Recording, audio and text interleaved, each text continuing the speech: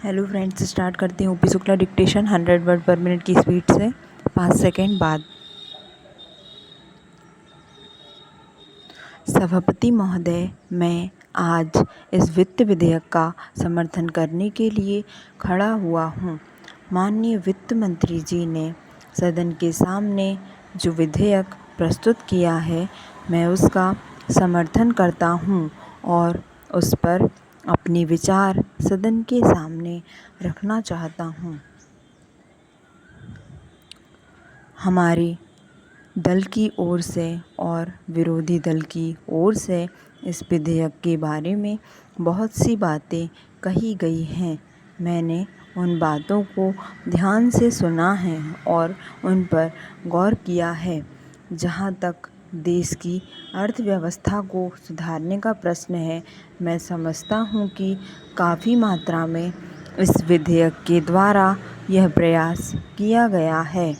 माननीय वित्त मंत्री जी ने बहुत सोच समझकर इस बिल को प्रस्तुत किया है और देश की अर्थव्यवस्था को सुधारने के लिए जो कुछ भी संभव हो सका है, वह उन्होंने करने का प्रयास किया है।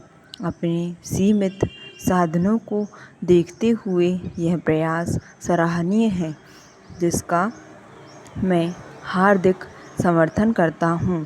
पैरा महोदय, पूर्वी उत्तर प्रदेश के लिए मैं एक बात आपके द्वारा माननीय वित्त मंत्री जी से निवेदन करना चाहता हूँ और वह यह है कि वहाँ के ज़्यादातर लोग खेती करने वाले हैं, खेतीहर मजदूर हैं। वहाँ पर कोई बड़ा उद्योग भी नहीं है। जो छोटे मोटे उद्योग वहाँ चल रहे हैं, उनसे वहाँ की समस्या हल होने वाली नहीं है।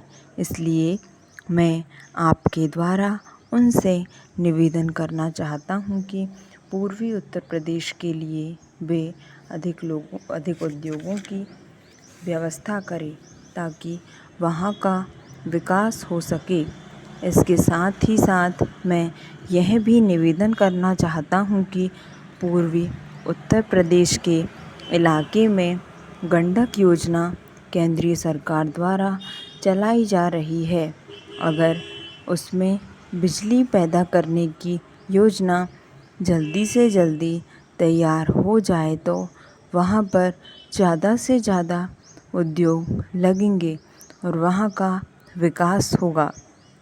पैरा श्रीमान, उत्तर प्रदेश में चीनी की मिलें बहुत अंधाधुंध तरीके से बनाई गई हैं। वहाँ का किसान गन्ना भी पैदा करता है और उस गन्ने को ले जाकर वह चीनी मिलों को दे देता है।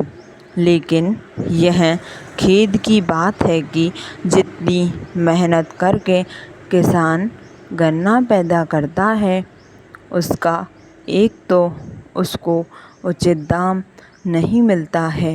यदि वह गन्ने को खेत में ही पड़ा रहने देता है तो उसकी दूसरी फसल मारी जाती है, तब वह गन्ना उसे बहुत महंगा पड़ता है, जिसका दाम उसे नहीं मिल पाता है।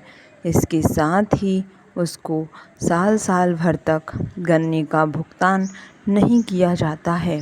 इसलिए वहाँ पर सहकारी मिलें बनाई जाएं, तो वहाँ के गन्ना बोने वाले किसानों को लाभ होगा। पैरा महोदय, एक बात में सोने पर जो सरकार ने नियंत्रण किया है, उसके बारे में भी कहना चाहता हूँ। मेरे ख्याल में यह निर्णय जो सरकार ने किया है व्यावहारिक नहीं है। जो सुनार है, उनके पुनर्वास के लिए हम तरह तरह के काम कर रहे हैं, लेकिन सोने की तस्करी भारी मात्रा में हो रही है। स्टॉप।